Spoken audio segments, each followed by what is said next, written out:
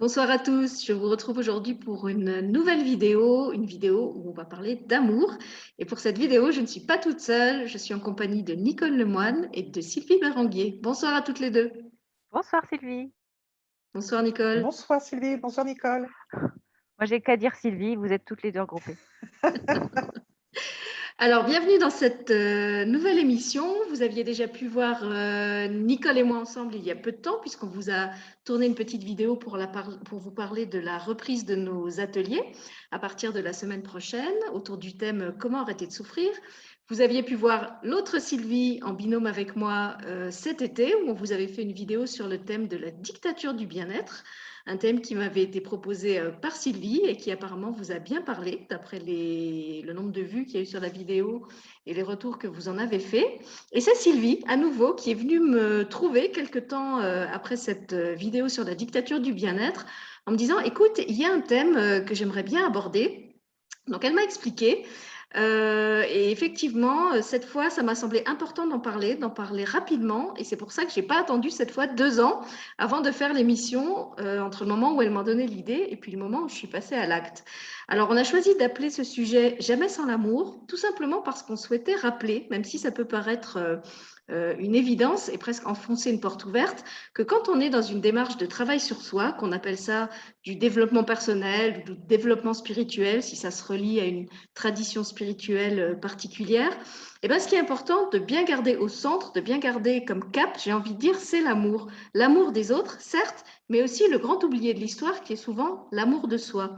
Et que puisqu'on dit qu'on juge l'arbre à ses fruits, hein, quand on est justement dans une démarche de travail sur soi, quelle que soit l'appellation qu'on lui donne ou la forme que ça prend, si on constate que les fruits de l'arbre, eh ben, c'est le mépris, l'intransigeance, le non-respect de soi ou des autres, le jugement perpétuel, et que finalement cette démarche qu'on a entreprise, elle ne nous aide pas à avoir plus de tolérance, plus de respect, plus de compassion envers nous-mêmes et envers les autres, c'est peut-être que tout simplement, il y a quelque chose qui est parti de travers, qui peut être parti de travers de la part de la personne ou de la tradition qui nous guide, ou peut-être aussi qui peut être parti de travers dans la façon dont nous avons interprété les enseignements de cette personne et de cette tradition. Et ça peut arriver aussi. Pour donner un exemple très concret de ce qu'on voudrait vous faire comprendre ce soir, il y a eu une période de ma vie où je me levais très tôt le matin parce que c'était important pour moi de méditer avant de partir travailler. C'était difficile pour moi parce que je ne suis absolument pas une lève-tôt, je suis plutôt une couche-tard, mais j'avais remarqué que ça m'apportait vraiment un plus, ça m'apportait vraiment un bien-être quand je prenais ce temps le matin avant d'aller travailler avec mes ados difficiles, que j'avais plus de patience, j'avais plus de compréhension, j'étais plus zen. Quand je rentrais, j'étais moins fatiguée. Et donc, c'était vraiment un investissement et je le faisais avec amour pour moi et avec amour pour les autres, parce que je savais que ça allait vraiment améliorer ma journée. À l'inverse, il y a eu une autre période de ma vie où j'ai fait un jeûne très long et très difficile, parce que j'étais à ce moment-là dans une tradition qui nous demandait de faire ça. Le jeûne était d'ailleurs assez mal accompagné. On ne nous avait pas expliqué comment on pouvait éviter certaines carences, remplacer certains aliments par d'autres. Ça durait sur plusieurs semaines et en fait, j'ai failli me démolir la santé à cause de ce jeûne. Et beaucoup de gens autour de moi me disaient justement que j'étais pas dans l'amour ni le respect de moi. Et parce que j'avais remis ma confiance, j'avais délégué mon pouvoir à cette tradition ou aux représentants de cette tradition qui me disaient que c'était comme ça qu'il fallait faire pour être plus pur et pour incarner mieux l'amour, et ben je l'ai fait. Mais avec le recul, je me rends compte que finalement, j'étais beaucoup plus dans l'amour dans le premier exemple, avec la méditation, que dans le deuxième exemple. Voilà, donc c'est ça que j'avais envie de poser un petit peu d'entrée de jeu. Et puis pour commencer, je vais donner la parole à Sylvie, puisque c'est elle qui était venue me trouver avec ce sujet. Et comme la dernière fois, je vais lui demander, Sylvie, qu'est-ce qui t'a donné envie de parler de ça? J'imagine que c'est à travers les gens que tu recevais en consultation au cabinet. Alors pas que, c'est aussi à travers moi, parce que ça fait 30 ans que je travaille sur moi.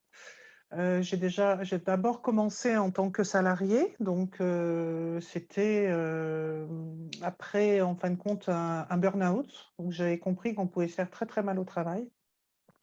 Et là, j'avais vraiment pris la décision de ne jamais plus me faire mal. Et surtout, j'ai pris la décision que personne me fasse du mal. Sauf que ben, je suis allée, un peu comme toi avec le jeûne et autres, dans différentes directions, parce que j'y connaissais strictement rien. Parce que développement, d'accord, personnel, d'accord, mais les deux associés, je ne comprenais pas ce que ça voulait dire. Et donc, ben, je suis allée dans différents endroits. Certains, je me suis perdue, comme s'il y avait un chemin et un cul-de-sac. Et j'avais l'impression que c'était quelque chose qui me faisait du bien. Sauf que ben, il n'y avait pas de source, il n'y avait pas de racine. Et donc, ben, en voulant se faire du bien, ben, ça a généré de la colère, de la frustration. Ben voilà, j'ai encore fait confiance à quelqu'un.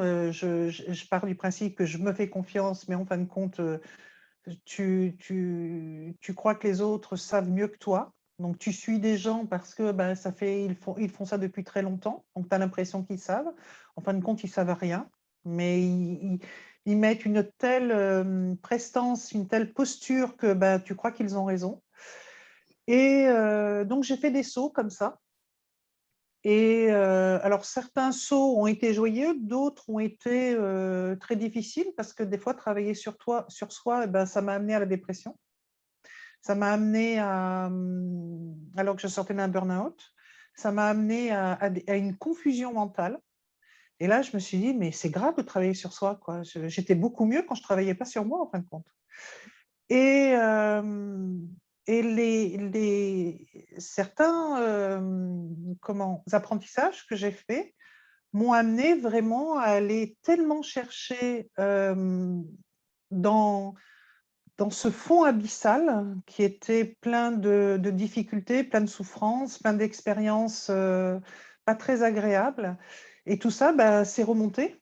Et je me suis dit, mais comment on peut se faire du bien alors que c'est que la douleur que je suis en train de ressentir, que la souffrance, que l'incompréhension. Et je me dis, mais en fin de compte, quand je ne cherchais pas à comprendre, j'étais vraiment beaucoup plus heureuse, quoi. Donc, je ne comprends pas. Et le problème, c'est quand on commence, on ne s'arrête pas. Et surtout, c'est plus j'essayais de comprendre comment je fonctionnais, moins j'avais confiance en moi. Parce que je contrôlais plus rien. J'avais plus la maîtrise. Et là, je me suis sentie totalement perdue. Et il a fallu, comme je l'ai dit dans une des émissions d'ailleurs que l'on a fait ensemble sur le suicide, que je perde une amie de cœur. Et j'avais tellement d'amour pour elle que je voulais réellement qu'elle soit bien. Et par une prière que j'ai transformée avec mes mots, je lui ai envoyé plein d'amour. Et au fur et à mesure que je lui envoyais de l'amour, moi, je me sentais bien. Et c'est ça que j'ai compris réellement, malgré toutes les années où je suis allée dans ce développement personnel. Tant que je ne me donnais pas d'amour, même si c'était pour le donner à une amie, et tant que je n'arrivais pas à le sentir dans mon être, dans mes cellules, dans tout ce que je suis, eh bien, je passais à côté de moi-même et j'avais la sensation d'apprendre des choses, mais j'apprenais simplement la souffrance. Et là, quand je suis passée réellement avec cette volonté que cet ami soit bien, là, j'ai réellement compris ce que c'était le travail sur soi, qui est juste une acceptation de l'amour. Et là, le travail devient facile. Ça ne veut pas dire que la vie soit facile, hein, parce qu'il y a ces épreuves, il y a ces contradictions, il y a ces injonctions. Ça ne veut pas dire qu'elle soit facile pour autant. Mais par contre, quand on y va avec le prisme de l'amour, du coup, eh bien, on sait que l'expérience que l'on va vivre, elle va être ce qu'elle va être, mais on va le prendre avec cette volonté qu'on a tout en soi. Et cette compréhension surtout que l'on a tout en soi. Et ça, moi, ça a changé complètement ma façon de penser. Et Eh ça ben, ne je veut te pas dire que remercie. toutes mes journées soient roses, hein. Non, mais je te remercie pour ton témoignage qui est honnête, comme d'habitude, et courageux. Et aussi parce que je trouve qu'il a le mérite de pointer du doigt ce que je soulignais déjà un petit peu au début, c'est que quelquefois, on est vraiment de bonne foi. On pense vraiment qu'on est dans l'amour ou en train de développer l'amour. Et en fait, on est à côté, on est en train de se raconter, notre mental est en train de se raconter une histoire. Et c'est pour ça que je trouvais très intéressant de faire cette émission avec vous deux, qui êtes toutes les deux thérapeutes. Il y a des thérapeutes qui font intervenir le corps. Nicole est ostéopathe. Elle est formée à l'énergétique chinoise. Toi, Sylvie, tu travailles sur l'accueil des émotions, mais tu as une approche psychocorporelle. Et donc, souvent, je trouve que le corps est le premier à manifester que là, il y a un truc qui ne va pas. Et d'ailleurs, c'est lui qu'on n'écoute pas souvent. Le premier à dire ouais, non, toi là-haut, tu es perché sur tes hauts idéaux et tu crois que tu es en train de devenir un être de lumière et de transcender tes blessures. Mais moi, là en bas, ça ne va pas du tout. C'est pas du tout ça que je vis. Alors, je vais donner la parole à Nicole, qui elle aussi accueille du monde en cabinet, pour qu'elle nous parle peut-être un petit peu de ce qu'elle a envie de dire elle sur le sujet. Et puis peut-être, Nicole, tu veux réagir à ce que Sylvie a dit en préambule aussi. Ce que vous avez dit toutes les deux, parce que vous avez parlé effectivement de cet excès quelque part de ce développement personnel, forme de manipulation finalement, parce qu'effectivement, normalement, si c'est se rencontrer soi, comme tu le dis si bien Sylvie, de travailler sur soi, bah, normalement, on devrait aller s'accueillir de plus en plus et se connaître en vérité. Et donc, de s'accueillir, de s'aimer tel qu'on est, de se voir effectivement avec des failles, avec des forces. Et puis voilà, finalement, c'est ça. Or, qu'est-ce qui se passe? Or, il y a beaucoup de malveillance qui se cache derrière le mot de la bienveillance. Et moi, j'ai vu effectivement cette dérive arriver. Et je vais vous donner un exemple de voir arriver une jeune femme. Donc, je savais qu'elle était en couple. Elle me parlait d'un désir d'enfant. Et un jour, bien sûr, ce bonheur arrive dans leur vie. Donc, elle est enceinte. Et là, en fait, la supposée bienveillance qui était toujours présente, toujours très attentive. Alors là, il y a des bouquins qui sont achetés sur la grossesse, sur ce que est en train de vivre l'enfant, essayer de comprendre ce qu'il est en train de vivre au moment où, bien sûr, la grossesse arrive, avance. Et là, la bienveillance, ça devient le chéri qui dit: «Bah non, tu bois plus de café. Ah bah non, tu manges plus, ça parce que là, c'est pas bon pour le bébé. Bah d'ailleurs, là, il faudrait quand même que tu fasses une sieste». En fait, il y avait une espèce de dictature, systématique, qu'elle ne pouvait pas aller où elle voulait, qu'elle ne pouvait pas faire ce qu'elle voulait, même manger ce qu'elle voulait, sous prétexte qu'elle portait son bébé aussi. Et là, je trouvais ça, mais alors, ça pousse loin en fait l'extrême là de cette supposée bienveillance. La supposée bienveillance pour l'enfant, est une malveillance totale et un emprisonnement total en fait de cette femme et puis même de cet homme finalement, parce que ça part d'un bon sentiment, ce qui est ça qui est fou finalement, à vouloir écouter les diktats de choses qui ont été écrites, des conseils d'un entourage. Bah, en fait, on se perd en fait, littéralement. Et pour rejoindre ce que tu disais, dans ton témoignage Sylvie, qu'à la fin finalement en parlant de l'amour à cette amie, tu as retrouvé ton chemin parce que tu as retrouvé l'amour tout court. Il y a un moyen, je trouve plus simple parfois pour se souvenir de ça, pour pas se perdre, c'est que moyens et fins sont le même. Donc si à la fin, c'est-à-dire mon but à atteindre, eh bien je veux de l'amour par exemple, je veux être heureuse par exemple, ça veut dire que mon chemin, chaque fois, doit être coloré d'amour et de bonheur. Et en fait, c'est pas demain ou un jour, c'est que c'est toujours. Ça aura toujours la couleur finalement, bah, de ce but en fait que je me suis offert. Et si je me lève le matin et que j'ai envie de me fiche la paix en fait, juste vivre en paix, eh bien, je peux me colorer le chemin de paix à chaque fois que j'avance dans la journée. C'est comme si finalement on pouvait se embarquer avec soi un objectif comme ça, mais qui soit doux d'emblée en fait. Et puis, bah, on va essayer de badigeonner, je peux le dire comme ça, de badigeonner l'instant parce qu'effectivement, la vie, elle est pas toujours simple. C'est l'autre aussi qui vient nous chercher, c'est un événement qui arrive et qui vient nous heurter, enfin, mais au moins si on se donne le droit, de s'accueillir dans ce qu'on se sent vivre et envie de vivre là, maintenant et qu'on mette ce goût-là avec ce qui se passe là dans notre journée, bah, déjà ça change la donne. Et on n'est pas en train d'écouter un diktat extérieur. Même sur le plan alimentaire dont tu parlais, Sylvie, en début, moi j'ai vu ça parce que dans ma formation, j'ai fait des formations et les formations te proposent bien sûr ce complément, surtout la médecine chinoise. Et j'entendais parler de plein de choses. Alors quand tu commences à fouiller au niveau alimentaire, tu as énormément de lectures, énormément de conseils, des choses qui sont très intéressantes, hein. Savoir ce qui se passe dans le corps, les équilibres d'un plat, et cetera, pourquoi pas. Puis après, une fois que moi je testais. Je me disais: «Bah, OK, il me dit ça, mais j'en sais rien». Je vais tester, on verra.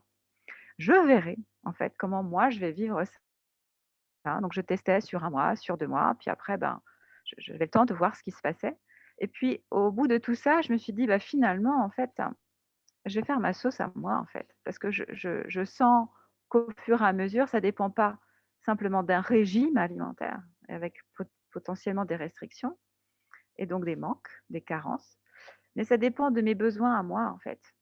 Exactement comme, ben, je peux avoir, besoin d'exprimer l'amour à quelqu'un comme tu l'as fait avec, ton amie Sylvie, bah, j'y vais quoi. J'ai pas besoin de demander l'autorisation à quelqu'un en fait. C'est ce qui vient et c'est sûrement que la vie se dit comme ça à travers moi et C'est du voilà comme quoi. ça à travers soi. Mais moi, il y a eu un événement et c'est ce burn-out qui est venu ébranler bah, tout ce que je savais. Et d'un coup, bah, je ne savais plus rien. Et du coup, la confiance en soi que j'avais, bah, alors j'étais quelqu'un qui avait une confiance énorme, quoi. Et là, d'un coup, ben, j'avais plus du tout confiance. Et donc, les autres savaient mieux que moi. Et, euh, et par contre, là où je te rejoins, c'est qu'il y avait une petite voix à l'intérieur de moi qui disait, non, non, tu te trompes.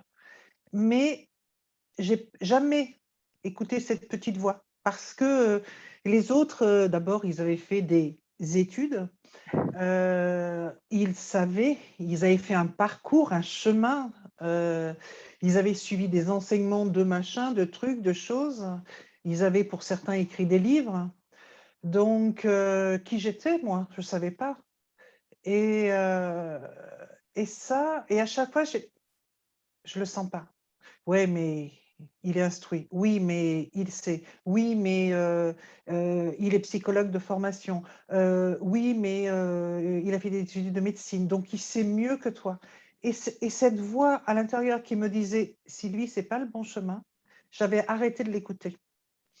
Et c'est vrai que le deuil, qui est effectivement un changement, c'est juste un changement d'état, m'a permis de me rappeler de mon état primordial dans lequel, eh ben, dès l'âge de 7 ans, 6-7 ans, je partais avec mes chiens marcher et je restais pendant des heures contre mon arbre. Et je me suis rappelé que, ah mais la méditation, je la fais depuis que je suis minot, quoi. Mais j'avais oublié. Donc j'ai appris à méditer. Et quand j'ai appris la méditation, je me suis dit, mais pourquoi ça me dit quelque chose? Donc, j'ai été chercher ce que je savais faire. J'ai appris que ça s'appelle la contemplation, que c'était une forme de méditation. Et du coup, j'ai réappris tout ce que je savais faire. Sauf que j'ai mis des mots sur ce que j'avais de moi d'intuitif. Mais comme je ne l'avais pas appris par une méthode et que c'était tellement facile pour moi, eh ben, j'avais l'impression que ce n'était pas vrai. Donc, il a fallu que je passe par des gens qui avaient du savoir pour me dire ah ben, comme je comprends intellectuellement, c'est que ça doit être vrai. Et quand j'ai accepté de me lâcher les basques et que j'ai dit à tous ces enseignants merci, mais au revoir, oh, ça a été un grand soulagement. Et là, je crois que j'ai commencé réellement à devenir la thérapeute que je suis parce que j'accepte ma vulnérabilité, j'accepte de ne pas savoir, j'accepte des fois de ne pas être bien. J'accepte des fois d'avoir envie de pleurer. J'accepte des fois de dire non à une personne qui veut que je l'accompagne. Mais moi, je n'ai pas envie de l'accompagner parce que ce qu'elle vit, elle veut juste me donner sa patate chaude. Et moi, je n'ai pas du tout envie de la prendre. Je veux bien lui montrer, mais il est hors de question que je la prenne à sa place. Et quand il y a des personnes qui veulent que je prenne en charge leur souffrance, mais surtout, je ne fais aucun effort, eh bien, écoutez, je vous aime beaucoup, mais là, c'est la porte à côté, c'est pas moi. Et réellement, d'avoir cette justesse maintenant en moi, ben, j'ai la sensation que j'ai réellement le vrai pouvoir maintenant. Et ça change tout ouais, toute ma façon de penser, toute ma façon de réfléchir. Et, euh, et j'accepte des fois de me dire, non, là, Sylvie, tu vas pas dans la bonne direction. Ouais, mais j'ai faim, quoi. Ouais, mais quand même, tu vas pas dans la bonne direction.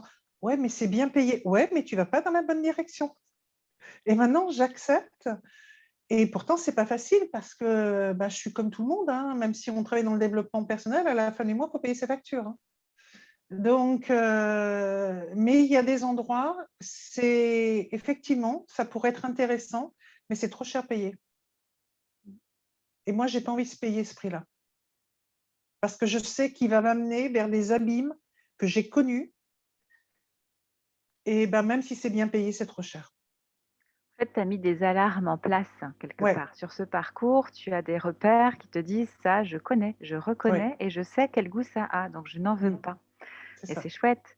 Et ce que je trouve intéressant quand tu parles de la spontanéité de l'enfant, de la petite Sylvie finalement, je trouve moi que c'est ça notre parcours en fait, c'est que on a vécu des choses spontanément, intuitivement, on pourrait le dire comme ça, hein, quand on était enfant, et qu'on a à les revivre consciemment.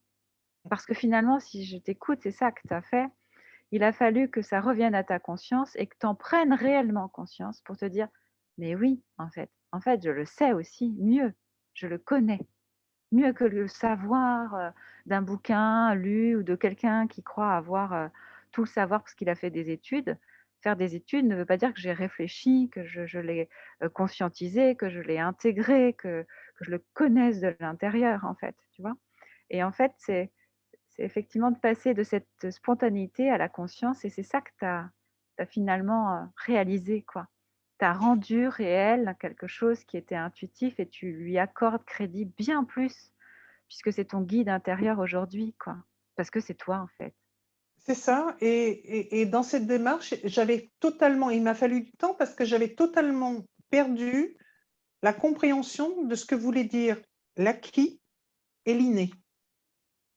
Et, et à chaque fois, quand on me disait, oui, mais pour toi, c'est facile, c'est inné. Je disais là, mais qu'est-ce que ça veut dire? J'arrivais pas à comprendre. C'est comme si mon cerveau était bloqué, je n'arrivais pas à comprendre et j'arrivais pas à comprendre ce que c'était l'acquis et l'inné. Mais vraiment, c'était une souffrance pour moi de ne pas comprendre ça. Et à chaque fois, on me dit, oh ouais, mais pour toi, c'est tellement facile. Alors, je voyais bien sûr le récit de mon expérience et je fais, bon, bah écoute, si tu veux y goûter, moi je te laisse, hein, sans problème. Hein. Mais non, c'est pas facile. Et, euh, et à chaque fois, le inné revenait. Et c'est vrai qu'à un moment, j'avais envie de leur foutre à travers la tronche quand même le inné, quoi, parce que ça commençait vraiment à m'agacer, quoi. Et quand je suis arrivée à comprendre l'inné de l'acquis, je me suis dit, c'est ça. C'est Sylvie, la petite, qui a toujours su. Et là, je me suis dit, mais c'est ça, cette confiance que j'avais. Je ne me posais pas la question, je savais. Et c'est Mieux ça que je suis allée rechercher. C'est je savais. Et je ne savais pas si c'était de l'acquis ou de l'inné, mais je savais au fond de moi que c'était juste. Je savais au fond de moi que mes cellules étaient en train de vibrer. Tu sais, le matin, hein, par exemple, j'adore me faire des jus. En général, c'est mon repas d'ailleurs.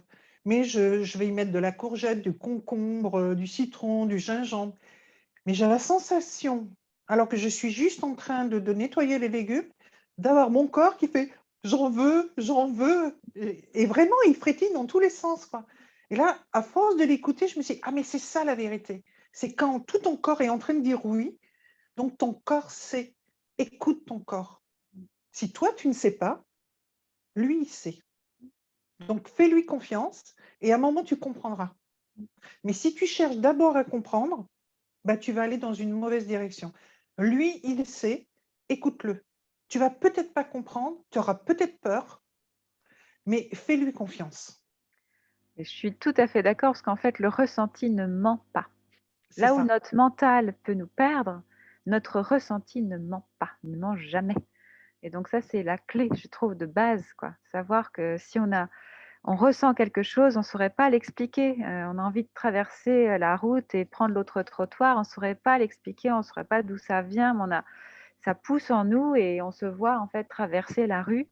Et après, peut-être que quelques pas plus tard, on rencontre des gens, on est content que ce soit pas le même trottoir que nous, on se dit: «Ah d'accord, j'avais dû les capter». Ça peut être ça, par exemple. Mais il y a quelque chose qui pousse en nous et si on écoute juste ça, ça change énormément la donne.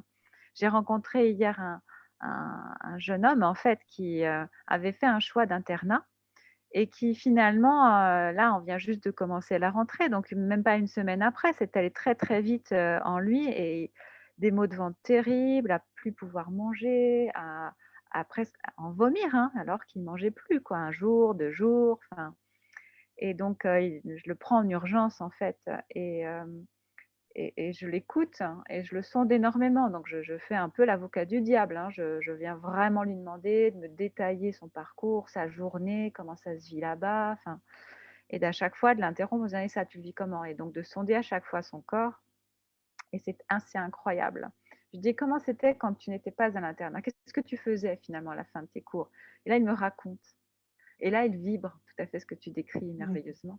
Il se met à vibrer et là, je me dis, mais en fait, il n'est pas fait pour l'internat, en fait. En fait, il est juste en train de réaliser que il avait une idée.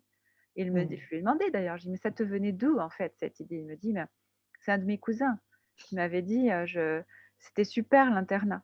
Et là, quand il m'en parle de nouveau, je vois bien l'effet, je le vois vibrer de nouveau parce qu'il avait mémorisé cette vitalité incroyable dont son cousin avait fait part ce jour-là. Bah oui, mais sauf que lui, ça n'a pas fait le même effet que chez son cousin, ça ne lui correspondait pas. Mm.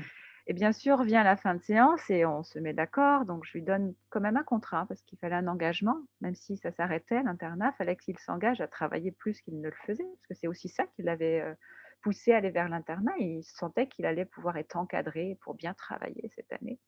Et donc, comme je voyais un parent qui l'accompagnait à la fin du soin, je dis voilà, on a un contrat. Donc, je laisse le jeune l'expliquer et c'était évident. Et la maman me regardait en me disant mais vous êtes sûr? Je dis mais le corps ne ment jamais. Le ressenti ne ment pas. On Voilà, peut c'est se pour ça que je raconter disais plein que d'histoires. je voulais vraiment faire cette émission avec vous deux parce que vous travaillez justement au quotidien avec le corps et autant la tête peut nous raconter des tas de choses, hein, que ce soit dans un choix d'orientation professionnelle, dans une relation, combien de gens qui restent en relation avec des personnes qui ne leur conviennent pas parce qu'elles se racontent une histoire, que ce soit justement dans le cadre du développement personnel ou spirituel. D'ailleurs, pour revenir à ce que vous avez dit sur les personnes qui ont écrit des livres et qui enseignent, un autre critère de discernement, alors il y a effectivement le corps. Moi, je vous conseille aussi d'aller regarder de près, quand vous le pouvez, hein, comment vivent au quotidien ces personnes que vous trouvez tellement fantastiques, tellement magnifiques, ces personnes qui ont écrit des livres, ces personnes qui enseignent. Essayez, je ne sais pas, de faire une formation, un week-end avec eux, et puis regardez-les surtout dans les petits moments où ils ne sont pas en train d'enseigner. Vous savez, quand ils sont à table, quand ils sont en train d'arriver, quand ils classent leurs papiers, quand ils accueillent les gens, quand ils ne sont pas dans le déploiement Magnifique. de leur personnage professionnel. Voilà.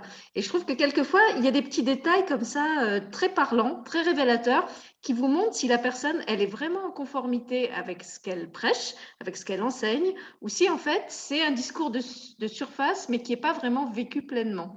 Je me souviens d'une dame qui m'avait dit qu'elle avait fait une retraite avec un très grand écrivain, dont je ne tairai pas le nom, un grand nom du monde spirituel, dont la compagne disait communiquer avec les esprits de la nature, des animaux, etc. Et puis, pendant leur retraite, arrive, je crois que c'était un chien ou un chat ou un insecte, enfin, je ne sais plus, et la personne le repousse vraiment violemment avec le geste qui veut dire tu me fais chier.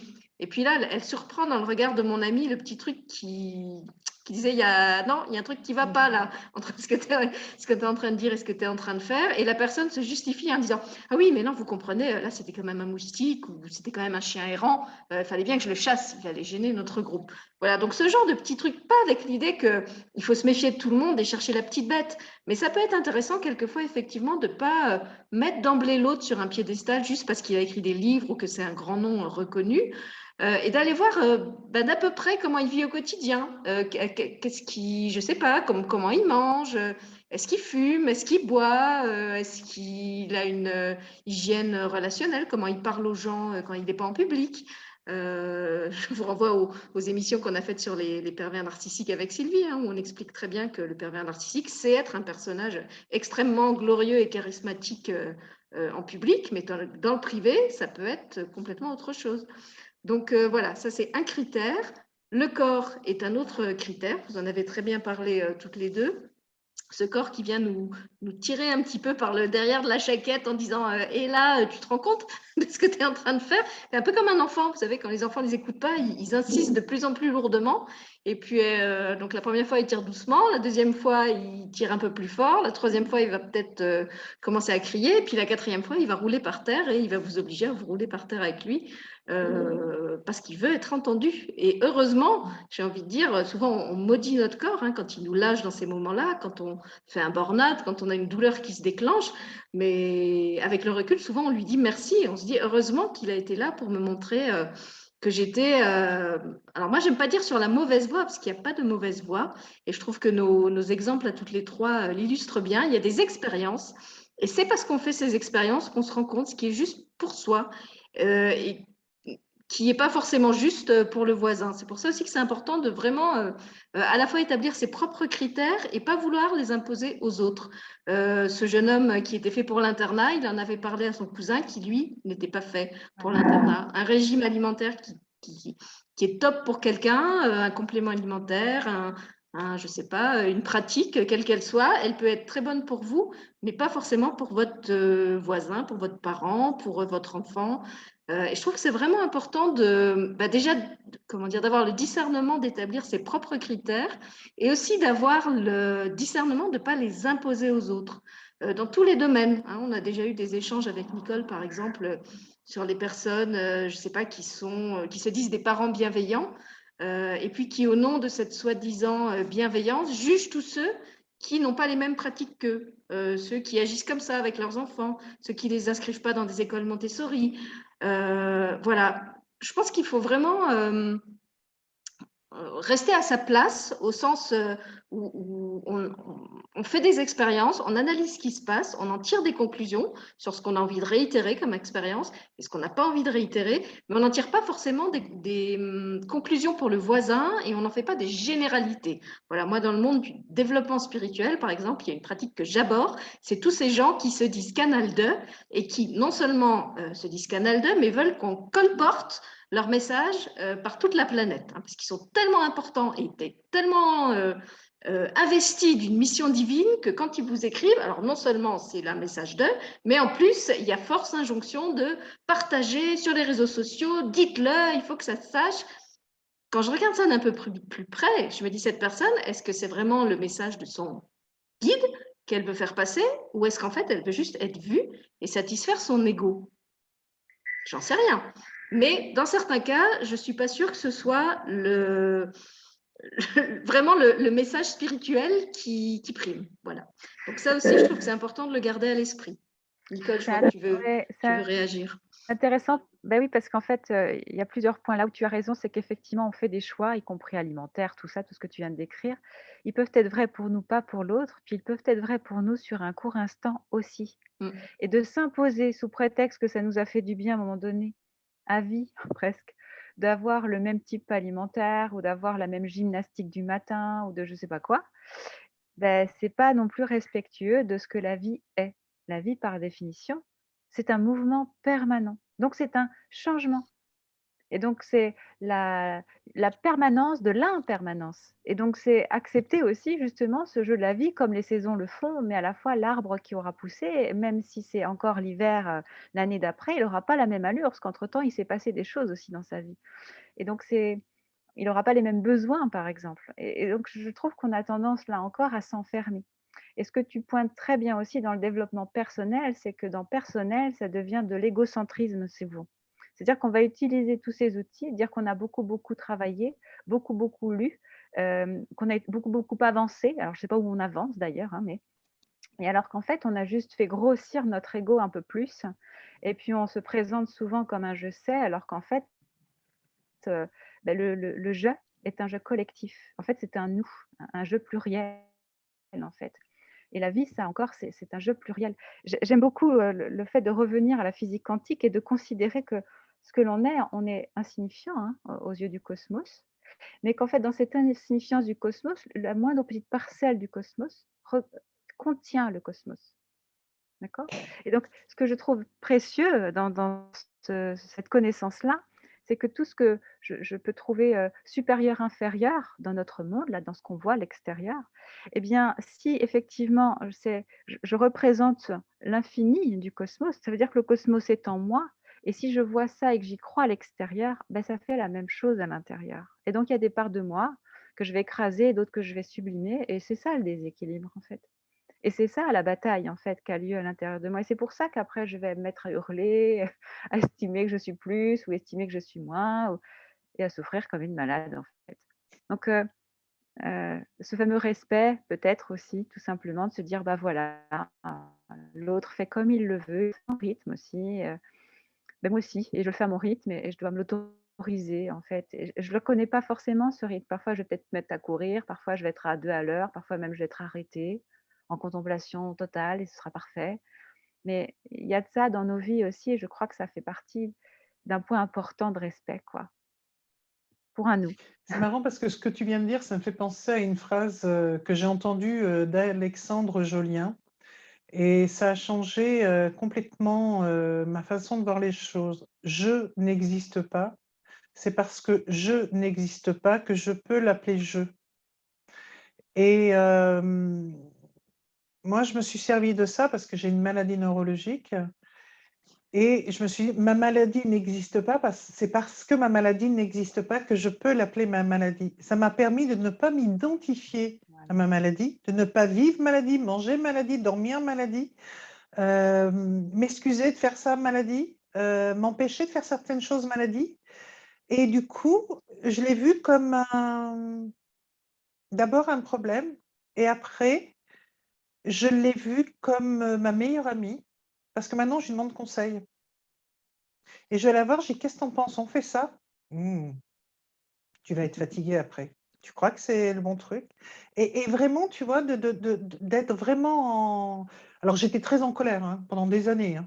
Surtout quand on me disait que tu es malade, il valait mieux courir vite, hein, parce que je courais aussi, hein. Il fallait mieux se dépêcher, hein. Et surtout à l'époque, j'étais pas vraiment des plus calmes.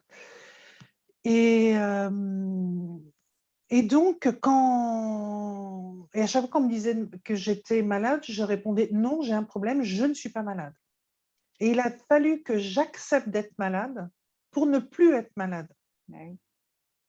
et d'intégrer la maladie comme une conseillère et vraiment maintenant quand je l'intègre complètement comme ça, mais aujourd'hui, c'est une bénédiction. C'est vraiment une bénédiction parce que, de temps en temps, elle vient me voir et je me sens épuisée et je l'entends dire: «Bah ouais, tu t'es pas respectée là.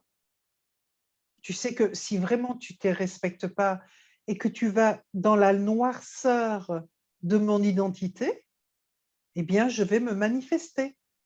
Par contre, si tu vas dans la lumière de ce que tu es, eh bien moi je vais être calme. Mais si tu te respectes pas, tu vas être dans la noirceur de ma réactivité et tu sais que quand je me manifeste, bah, tu peux plus rien faire quoi, hein, parce que là, tu n'as plus aucun contrôle et tu as mal de partout et en plus, ça reste une maladie neurologique, hein, donc bah, quand elle se manifeste, je peux perdre conscience, je peux tomber et je pourrais même me tuer. Donc et là, je fais: «Ouais, c'est vrai, je me suis pas respectée» et du coup, j'accompagne beaucoup de personnes qui ont des maladies. Donc je leur fais part de ma maladie et justement on travaille comme ça en disant: «Mais on va travailler ensemble. Votre maladie aujourd'hui, c'est votre baromètre.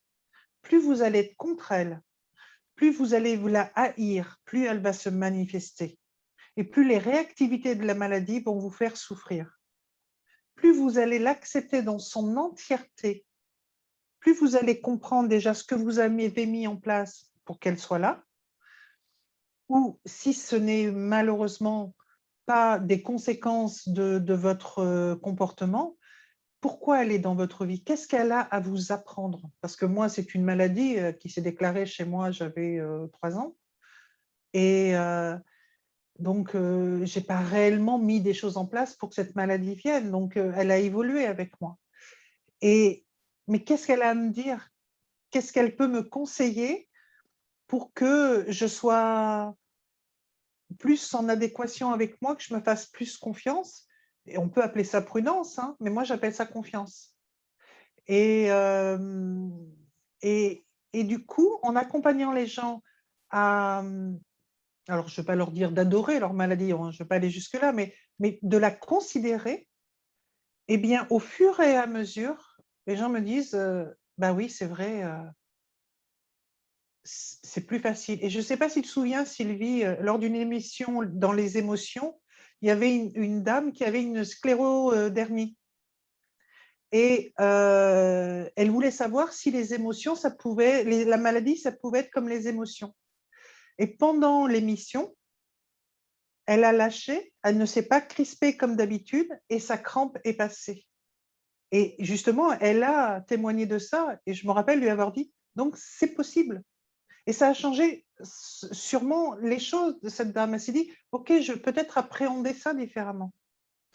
Et dès que l'on prend la maladie effectivement dans sa globalité, ben, moi j'ai tendance, quand je suis fatiguée maintenant, de prendre quelque chose de doux, un coussin et tout, que je me mets sur le ventre et je me câline.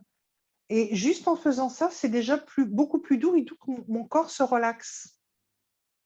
Et du coup, je ne suis pas en train de combattre ce que je ne veux pas, je suis en train d'accueillir l'état dans lequel je me trouve. La situation ne va pas changer, mais ma façon de la voir va changer. Du coup, mon ressenti va changer, ma perception, etc. Mais pour ça, ça veut dire que je suis douce, je me tendrai, je me cajole, je me rassure. Et c'est juste avec un coussin. Un coussin, à l'arrivée, c'est un tissu. Mais ce tissu, je le mets contre moi. Et à ce moment-là, je suis la personne la plus importante pour moi. Et oui, à ce moment-là, je suis égocentrique, mais égocentrique, douce. Je suis narcissique, douce. Là, je fais attention à moi. Et c'est la bonne part du narcissisme. C'est la bonne part de l'égocentrisme. Et là, j'ai besoin de ce temps de douceur avec moi. Oui, on parlait des critères justement, hein, pour savoir si on est dans le… Alors, je ne veux pas dire le bon ou mauvais chemin, parce qu'il n'y en a pas, si on est dans le juste pour soi ou le pas juste pour soi. Et je pense qu'effectivement, un autre critère, c'est quand on constate que finalement, on est de plus en plus inclusif. On arrive à… Tu as parlé d'accueil, on arrive à être dans un accueil de plus en plus large de soi et des états de soi, et du coup aussi de ceux des autres. On accueille sa douleur, on accueille sa solitude, on accueille sa tristesse, on accueille sa colère, on accueille sa frustration. Et c'est justement quand souvent on se refuse d'accueillir ça parce que c'est entre guillemets pas spirituel. Je pense par exemple à ce discours qui dit qu'il faut tuer l'ego, hein, qu'il faut combattre l'ego, ce méchant ego. Comment on peut être soi en essayant de tuer une part de soi? C'est assez tordu quand même déjà comme idée quand on y réfléchit. Et je pense que c'est pour ça que je disais quand on juge l'arbre à ses fruits, hein, quand on est justement dans une situation de difficulté ou qu'on voit quelqu'un manifester quelque chose de difficile ou qui nous met en difficulté, comment on réagit à ce moment-là? Est-ce qu'on va être justement dans l'accueil de ce qui est là ou est-ce qu'on va se retrancher derrière son pseudo costume là, de personnage lumineux qui ne veut surtout pas avoir accès à ça parce que ça, c'est pas spirituel, c'est indigne de moi. Je repense à un stage que j'avais fait il y a longtemps, un stage de massage où on se présente et puis dans le groupe, il y a un monsieur qui dit de toute façon, vous savez, moi, je n'ai plus d'ego. Mais vraiment, il nous le dit très sérieusement comme ça. Moi, je n'ai plus d'ego. J'ai transcendé mon ego. Aujourd'hui, je suis un être au-delà de l'ego. Et puis arrive le moment où on doit se masser et je me retrouve en binôme avec ce monsieur. Et au moment où il me touche, pas de hasard. Je ne supporte pas. En fait, il avait les mains froides. J'avais l'impression d'être en contact d'un reptile.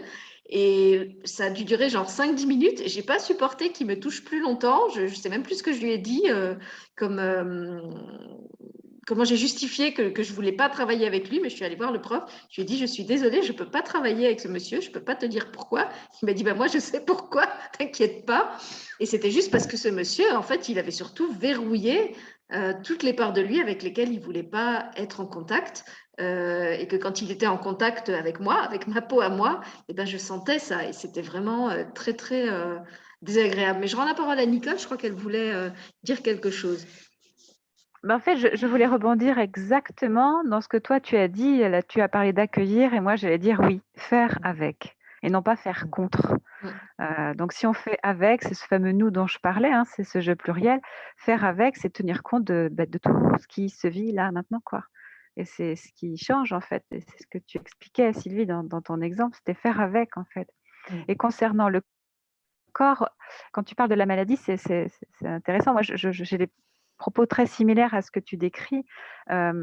Pour moi, quand on a une maladie, des symptômes, en fait, le symptôme, c'est déjà la tentative pour le corps de mettre en équilibre. En fait, c'est là où il pointe exactement l'endroit où on était finalement sur un terrain déséquilibré et paf, il est en train de pointer sur le terrain où il y avait le déséquilibre, la mise en correction finalement. Et donc, bien évidemment que ta façon de parler de cette maladie et d'en faire une partenaire de vie, bien, c'est exactement ça. C'est finalement de faire avec et de savoir tenir compte de soi et que cette vulnérabilité que tu appelles confiance, en fait, c'est une vulnérabilité, je trouve, très forte. On a souvent tendance à faire de la vulnérabilité quelque chose d'inférieur, comme une faille, une mauvaise faille, quoi. Alors qu'en vérité, c'est de connaître son curseur, en fait, et de savoir le respecter. Et parfois, on ne le voit pas. On est pris par ce qu'on a envie de faire ou l'objectif à atteindre. Et puis, bah, heureusement, il y a cette vulnérabilité qui est là, qui va dire, voilà, tu te calmes un petit peu là. Et c'est parfait, en fait. Mais c'est effectivement cette perfection encore du corps à dire, ben voilà, moi je vais te guider, quoi. Je vais te guider exactement là où tu en es. L'histoire que tu te racontes, ben, elle est celle-là, en fait. Moi, je trouve ça top. Donc, faire avec, oui, je suis d'accord avec ça. vous, en fait. Parce que moi, j'ai jamais fait de boxe, mais par contre, je me suis toujours pris des portes. Donc, et je crois qu'un jour, j'en ai eu marre de me cogner, j'en ai eu marre de me prendre des portes, j'en ai eu marre de me dire, mais pourquoi elle est fermée et pourquoi j'arrive pas à l'ouvrir et pourquoi c'est difficile et pourquoi. C'est épuisant le pourquoi. Et maintenant, j'ai décidé de prendre le comment. Comment je le vis? Cette porte, j'arrive pas à l'ouvrir. OK, comment je vis ça? Comment je me sens à ce moment-là dans mon corps? Comment c'est difficile? Comment c'est facile? Comment c'est en colère? Comment? Et depuis, je suis allée sur le comment. Eh bien, déjà, je me pose beaucoup moins de questions. Et du coup, je vais chercher en moi comment j'ai envie de le vivre. Parce qu'avant, je me souviens des questions pseudo-spirituelles quand j'étais jeune femme. Et souvent, les copines me disaient si tu as un mur devant toi, qu'est-ce que tu fais? Un mur? Bah, mais tu n'as aucune possibilité. Ah, bah, il y a une possibilité. Moi, de toute façon, je vais passer de l'autre côté, quoi. Et je trouverai la faille pour passer de l'autre côté. Non, mais il n'y en a pas. Non, mais ça n'existe pas, il n'y en a pas. Je passerai. Et je dis mais pour toi, tu ferais quoi? Ah ben moi, je fais demi-tour. Je le regarde, je dis demi-tour, mais ça va pas bien. Et, j'avais une vraie conviction, quoi. C'était hors de question. Un mur, pour moi, il n'était pas infranchissable. Je l'aurais escaladé, j'aurais fait n'importe quoi, mais je passais, quoi. Le mur qui me résistait, il n'était pas encore né, quoi. C'était pas possible. Et là, maintenant, ben, j'en suis au comment. Comment je le vis que ce mur est là? Et avec ce petit coussin, c'est tendre. Et peut-être qu'au fur et à mesure, ce mur qui me paraît immense, eh bien, je vais prendre du recul et je vais peut-être m'apercevoir que ce mur, bah, c'est peut-être une montagne et qu'il n'est pas infranchissable, mais il y a des chemins. Et qu'au lieu de vouloir le monter comme ça, je vais faire effectivement des chemins. Ça va pas être un peu plus long. En plus, en même temps, au passage, je vais peut-être découvrir des fleurs, je vais peut-être découvrir des choses agréables, peut-être voir des ruisseaux. Et si j'avais voulu prendre comme ça, ben, je n'aurais pas vu de ruisseau. Je vais peut-être voir des petits animaux, etc. Du coup, je vais me régaler de ce que je vais voir. Et je vais peut-être me poser à un endroit parce que c'est agréable et j'ai envie de profiter de l'instant, puis je vais repartir, etc. Et du coup, ben, j'ai arrêté de vouloir franchir des murs infranchissables. J'ai pris du recul et j'ai regardé les chemins qui s'offraient à moi. Et j'ai décidé de prendre des chemins faciles, avec un dénivelé pas trop dur. parce que la douleur, je connais, la souffrance, je connais, je l'ai suffisamment expérimenté et maintenant, j'ai envie de découvrir la douceur. Il n'y a qu'une lettre à changer. Hein.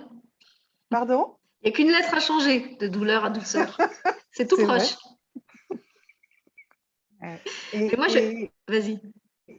c'est vrai que de la douceur à la douleur, il n'y a qu'une lettre à changer. Mais c'est une sacrée lettre, hein, parce qu'elle donne des ailes, celle-là.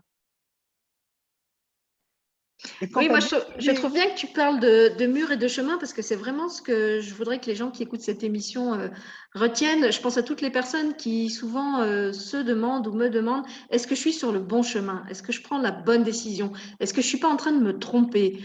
Et moi, je dis toujours, mais en fait, il y a pas d'erreur. Encore une fois, dans la vie, il y a des expériences. Si ce chemin est pour toi, ben, marche dessus et tu verras bien. Tu verras bien justement comment tu te sens. Tu verras bien comment ton corps réagit. Tu verras bien si tu te sens joyeux, si tu as les cellules qui pétillent ou si au contraire, tu as l'impression que tu t'enfonces tout le temps dans quelque chose de plus en plus lourd et que tous les jours, c'est plus difficile de tirer la locomotive.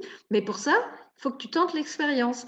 Et même les personnes justement qui font demi-tour, pour revenir sur ton image, en fait, y a des gens qui quelquefois sont restés longtemps dans une expérience puis qui après sont amers là-dessus, en disant ah, quand je pense au temps que j'ai passé dans ce boulot ou avec cette personne qui ne correspondait pas. Ben non, en fait, cette expérience, elle a été utile à ce que tu avais expérimenté dans la vie. Elle t'a déjà aidé à comprendre que c'était pas ça que tu voulais. Et si tu n'étais pas passé par là, peut-être tu l'aurais jamais su. Ou peut-être tu aurais eu ce que tu voulais vraiment, mais tu l'aurais pas apprécié à sa juste valeur parce que justement, tu n'aurais pas connu l'autre pôle, l'autre face de ça. Donc, où que vous en soyez dans vos vies aujourd'hui, et je sais combien beaucoup de gens sont en tâtonnement et en hésitation et en transformation, en remaniement de leur vie. Voilà, moi j'ai envie de vous dire, n'ayez pas peur parce que de toute façon, quelque part, même si vous vous trompez, ça n'est pas grave. L'erreur fait partie de l'apprentissage. Quand un enfant apprend à marcher, quand il apprend à parler, quand il apprend à dessiner, tout ce qu'on apprend, on l'apprend en faisant des erreurs. On n'a jamais la maîtrise du premier coup. C'est justement pour ça qu'on est là. On est là pour apprendre. Donc, il n'y a pas de honte à ça, il n'y a pas de regret à avoir. Si une expérience ne vous correspond plus, eh ben, sortez-en et sortez-en sans complexe et sans scrupule. Et ne vous reprochez pas le temps que vous y avez passé le temps qui était juste pour vous. Nécessaire. Et là aussi, pour parler des grands, comment dire, des grands travers, enfin, des choses que je trouve assez,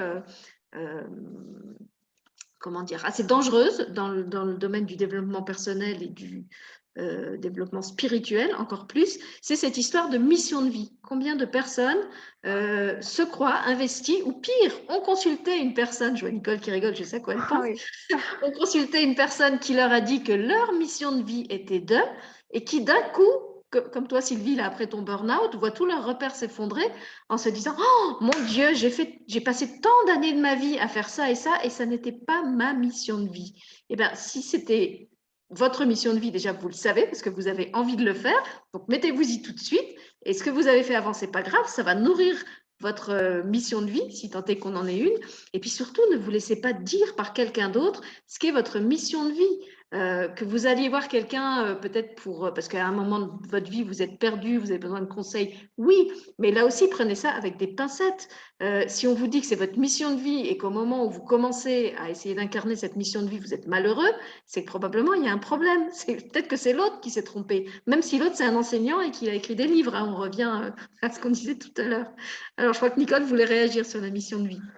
Bah, parce que tu as raison, on en a déjà parlé toutes les deux et c'est vrai que je vois arriver aujourd'hui et de plus en plus souvent des patients, des patientes qui sont allés voir quelqu'un ou quelqu'un leur a dit, je ne sais pas si ils sont, enfin, en tout cas, à un moment donné, effectivement, on leur laisse croire qu'ils se sont trompés de chemin, quoi, qu'ils se sont trompés même de métier, c'est pas du tout ce pourquoi ils étaient faits en fait, et qu'ils sont en train de passer à côté de leur vie, hein, littéralement. Hein. Donc, franchement, en gros, réveillez-vous, quoi. Comment est-ce que vous avez pu ne pas devenir le super thérapeute parce que vous êtes vraiment prévu pour ça, quoi. Et, et tout ça, ça m'effare parce que si on était vraiment honnête à s'écouter, de nouveau le ressenti, hein, bah déjà, ça les traumatise tellement. Enfin, je les récupère, moi, à la petite cuillère, quoi, ces gens-là. Je dirais, ben, rien que dans ça, il y a déjà tous les éléments qui prouvent à quel point c'est hors jeu, quoi.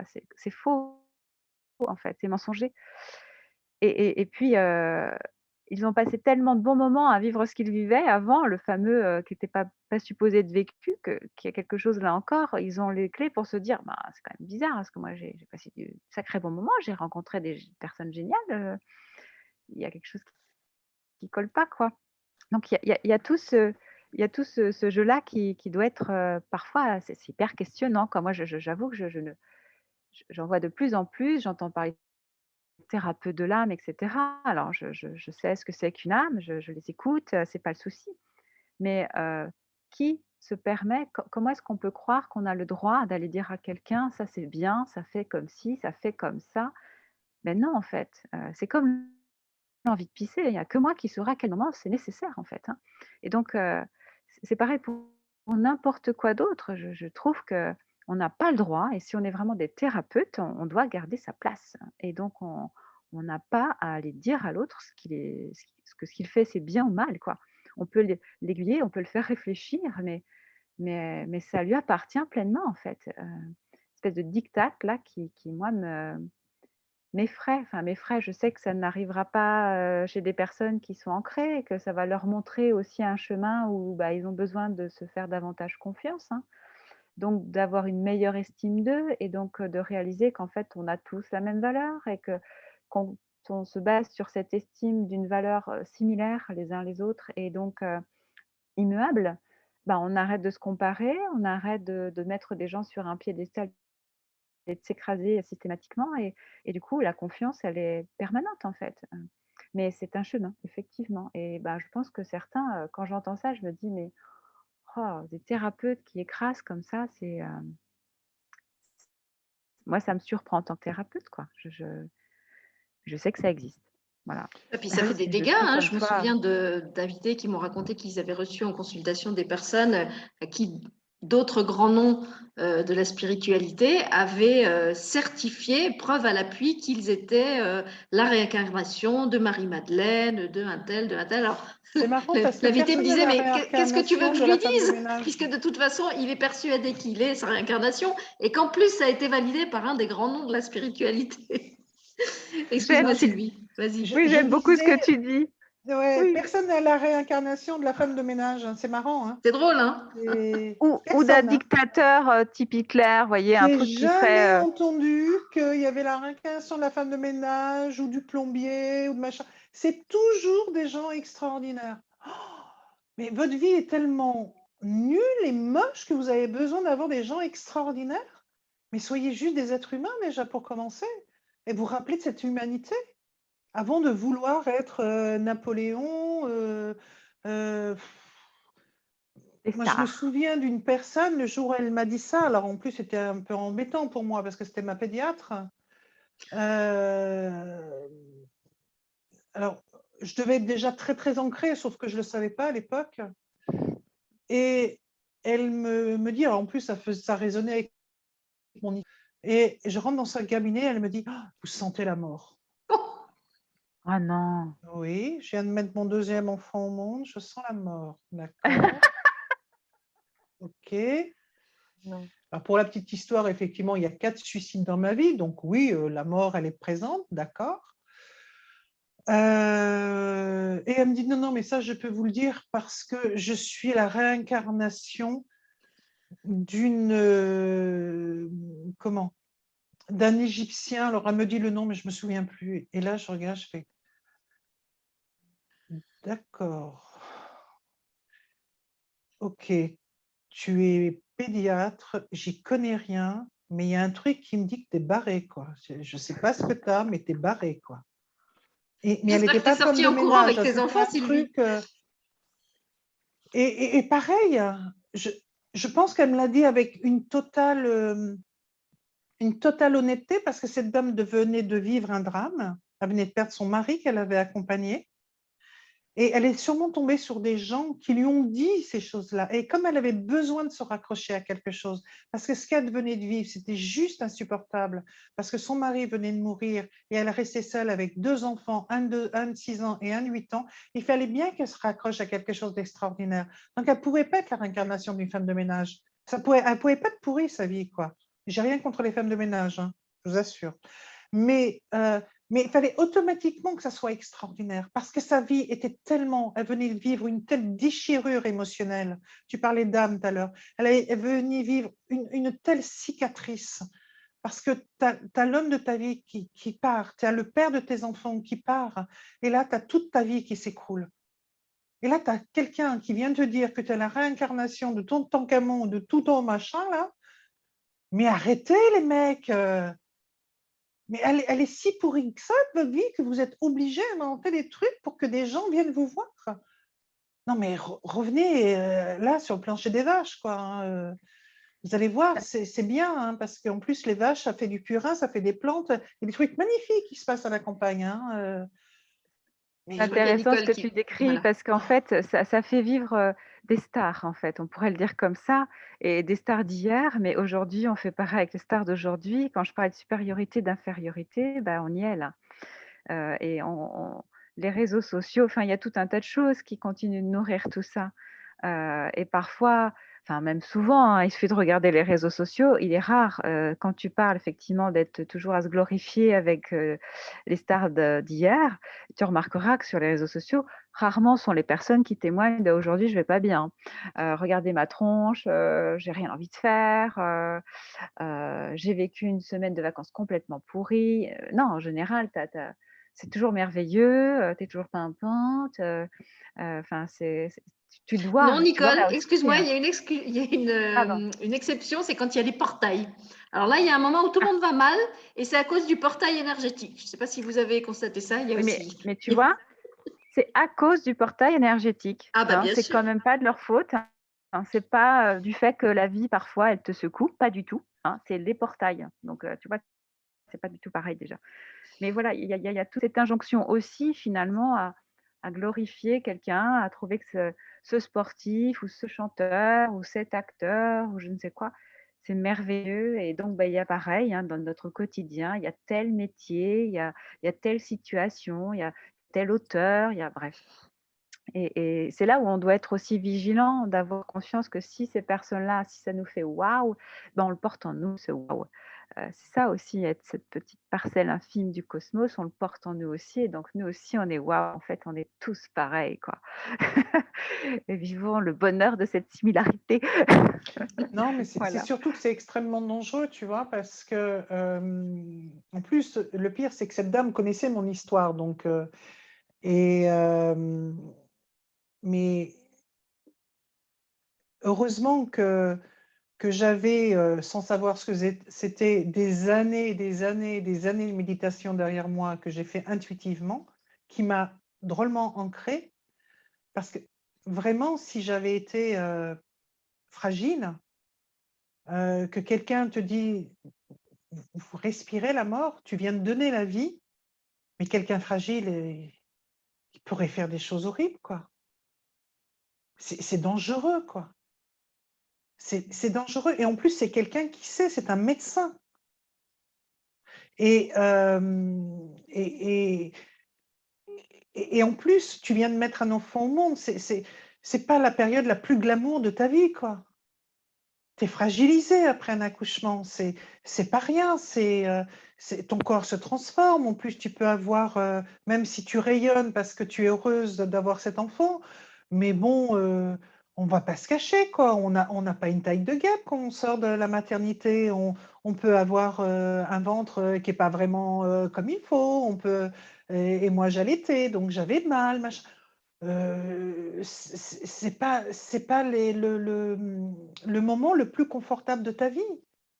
Et, en plus, t'es plus totalement la femme que ton mari a épousée, donc t'es moins disponible, ou voire t'as pas du tout envie. Si tu pouvais me lâcher, ça serait très bien, quoi. Et là, d'un coup, alors que tu es dans une partie de ta vie qui peut-être pas la plus, mais dans tous les cas, tu es dans une partie fragilisée et on vient te dire ça. Franchement, même si le burn-out était passé quelques années avant, et que j'avais des doutes sur mon ancrage, là, j'ai su que ce jour-là, j'étais bien ancrée quand même, hein. J'avais les pieds 15 km dans le sol. Mais je me dis, quelqu'un de fragile, mais elle peut vriller, la personne. Bah, comme ce que tu décrivais pour elle, si effectivement on lui a dit ça, c'est ce qui lui est arrivé aussi, tu vois? Après, ça Mais, lui est arrivé parce que justement, peut-être qu'elle a besoin d'aller regarder ça aussi elle-même, tu vois? De cette, confiance donnée à l'autre plutôt qu'à elle-même, parce qu'en fait, c'est un chemin, on parle de ça finalement dans notre mm, thème de «Jamais sans l'amour», mm, une c'est redécouvrir ce que l'on est, c'est reconscientiser, ce que intuitivement on porte en nous en fait, mm, et donc heu, bah, le chemin pour y parvenir ou pour se réveiller de ça, parfois, c'est un chemin caillouteux avec des ronces et des grandes claques dans la figure qui nous font manger la poussière et puis, bah, on se relève en fait et donc heu, si on le voit dans un danger de suicide, peut-être, c'est ce que tu évoquais aussi ouais, j'imagine, c'est un, c'est un autre chemin, mais ça reste mm, aussi un chemin. De la même mm, façon que l'âme s'incarne, bah, effectivement, elle peut se désincarner, mais elle est mm, toujours vivante et ça, je crois que nous, on ne doit pas le perdre de vue non plus, parce mm. qu'on accompagne, en fait et je suis pas là pour juger d'un choix, qui y compris le suicide, voilà, j'accompagne en fait. Je ne vais pas dire que ce soit bien ou mal, parce que moi je sais pas ce qui est bien ou mal pour l'autre en fait, je peux lui proposer des regards différents et bah, après il fera son choix. Heu et donc là, j'aurais tendance à dire pareil, tu vois? Même si effectivement, moi thérapeute, j'attends autre chose. C'est ce que je disais tout à l'heure des thérapeutes de l'âme, j'en attends autre chose qu'ils balancent des choses comme ça, dures et non réfléchies et puis peut-être pas si avisées que ça et pas si pertinents et clairvoyants que cela finalement, au visage des patients. Je sais que quand même malgré tout, le patient, il aura aussi l'exercice qui lui sera sûrement nécessaire dans sa vie et j'aurais pas à le juger non plus, mais à l'accompagner, quoi qu'il arrive. Alors, si vous Mais, aviez envie de donner un petit mot de la fin à cette émission pour les gens qui l'écoutent, pour les aider à cheminer justement jamais sans l'amour, quel serait le... Alors, on vous a donné plusieurs critères, on vous a parlé de l'écoute du corps, de la joie qu'on peut ressentir, on vous a parlé d'aller regarder d'un peu près les personnes qui vous enseignent, si vous suivez une personne en particulier, de faire attention, si vous suivez une tradition particulière, à comment elle est interprétée par ceux qui vous l'enseignent ou comment vous, peut-être, vous l'interprétez. Ça peut être intéressant de voir d'autres personnes qui sont dans la même tradition. Est-ce qu'elles vivent ça comme vous? Est-ce qu'elles pratiquent comme vous? Qu'est-ce qu'on a donné comme critère encore? bah, moi, le critère que j'aimerais bien donner, c'est la plante que j'ai dans mon cabinet, là. Il y a quelque temps, j'ai une cliente qui m'a offert cette plante et je suis partie en vacances, j'ai juste oublié de l'arroser et quand je suis rentrée, elle faisait une sacrée gueule, hein. Vraiment, elle était pas belle du tout et donc je l'ai arrosée, j'ai enlevé, toutes les fleurs, fanées et hier, je me suis rendue compte qu'elle avait redonné plein de fleurs. Alors que franchement, elle était pas en bel état du tout. Elle était sèche et bien la vie est beaucoup plus forte. Parce qu'à l'intérieur, il restait peut-être pas beaucoup de vie, mais il y en avait suffisamment pour se nourrir de l'eau que je lui ai donnée et je l'ai arrosée et là, elle est magnifique. C'est une plante, grasse, verte et là, elle m'a donné des fleurs rouges, mais de toute beauté. Eh bien, cette plante m'a réappris que je me rappelle de ta phrase, pendant l'émission «Le suicide et après», on a l'impression que c'est presque ténu, que ça pourrait s'éteindre, mais que la lumière, elle a toujours été contenue dedans et il suffit qu'à un moment de donner un petit coup. Là, c'était de l'eau, mais ça aurait pu être de l'amour, bien que peut-être, je pense que je l'ai fait avec beaucoup d'amour et là, c'est reparti et là, elle a refleuri. Donc même si, quoi que vous viviez, vous avez l'impression que c'est la fin de quelque chose, c'est possible. Et que peut-être ce qui vous est demandé à ce moment-là, c'est d'abandonner ça. On peut l'appeler autrement, on peut dire faire son deuil de ça. Un peu comme là, on arrive dans l'automne, accepter que les feuilles de l'arbre tombent. Elles vont tomber et il y a plein de coopérants qui vont être là. Les animaux, les insectes, les bactéries, les virus, les champignons, qui vont faire de l'humus. Et j'aime bien ce mot-là, parce que dans humus, il y a humanité. Et ensuite, l'arbre va repartir à un moment quand ça sera son nouveau cycle, parce qu'il a aussi besoin de se reposer. Et des fois, comme on est tellement dans une exigence de rapidité, quand on se repose, on croit qu'on est faible. Non, on a besoin de ce temps de repos. Un peu à l'instar de l'arbre qui perd ses feuilles, eh bien oui, il va se recentrer sur lui pour mieux repartir. Et c'est peut-être abandonner quelque chose pour mieux repartir, mieux rebondir, mieux accueillir la vie comme cette magnifique plante me l'a pris, alors que je croyais que je l'avais complètement tuée par négligence. Et non, la vie était à l'intérieur et j'ai donné une chance à la vie en l'arrosant et elle me le rend en me donnant des fleurs. Merci Sylvie. Alors Nicole, qu'est-ce que tu donnerais toi comme petit bagage? Comme image, moi, j'ai pas envie d'aller trop loin de la nature parce que Sylvie, elle a planté déjà des petites graines. Alors, se mourir et naître là, j'aime bien donner l'image d'un gland. Alors moi, j'aime bien utiliser le gland, parce qu'on peut dire qu'on est des glandus aussi parfois, hein. Et le gland, c'est effectivement, une graine que si effectivement on la met en terre, ça va devenir un chêne. Que ce chêne, il va en fait donner, sans arrêt des feuilles et des glands. Ça veut dire qu'est contenue dans le gland la totalité de la force du chêne. En fait, on est toujours entier et ce que l'on est, on l'est tout le temps et que ça ne peut pas changer, ça ne peut que s'exprimer davantage au fur et à mesure qu'on en fait l'expérience. Parce que plus on avance et plus on se connaît en fait. Plus on va savoir ce qu'on déteste, plus on va savoir ce qui est juste pour soi. Mais ce qui est sûr, c'est que ça a toujours été là, ce sera toujours là. Et donc rien que ça déjà, ça apporte une confiance permanente. Donc moi, c'est ça que j'ai envie de vous offrir, c'est ne vous inquiétez pas, même quand vous vous sentez perdu. N'oubliez pas que vous êtes entièrement vous tout le temps. Et que dans ce vous, c'est la même chose en face dans chacun finalement. Et donc parfois, on voit la force se dire chez l'autre. Et c'est peut-être juste pour qu'on se souvienne qu'on le porte en nous en fait. C'est inscrit en nous comme ça l'est dans la totalité du gland qui est en fait un chêne. Voilà.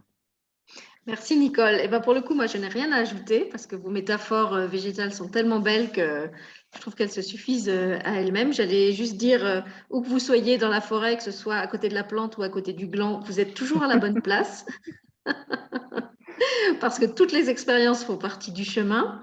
Et puis, si vous avez envie d'aller explorer ça plus en détail, je rappelle que Sylvie donne maintenant des consultations à distance, donc vous pouvez la consulter en rendez-vous individuel. Et puis, si vous préférez les groupes, on vous propose donc des rendez-vous tous les vendredis, tous les 15 jours avec Nicole autour du thème Comment arrêter de souffrir. Donc, si vous avez envie d'explorer une problématique personnelle en détail avec nous, vous pouvez venir le faire dans ce cadre-là. Voilà, et je vous remercie toutes les deux de vous être combinées une nouvelle fois avec moi pour ce thème. Je rappelle aussi que toutes les émissions avec Sylvie et Nicole, séparément ou ensemble, sont disponibles en replay gratuit sur la chaîne, donc vous y avez toujours accès. Toutes les émissions qu'on a faites depuis 2015 sont en accès libre, vous pouvez les retrouver. Et puis, on aura sûrement l'occasion de se retrouver. Enfin, je sais qu'il y aura d'autres émissions avec Nicole, sûrement aussi avec Sylvie, et peut-être avec les deux ensemble. En tout cas, on espère que cette émission vous aura fait du bien, vous aidera à trouver la lucidité. Il y a lumière dans lucidité. Il y a de la sérénité aussi par ces temps mouvementés que nous vivons.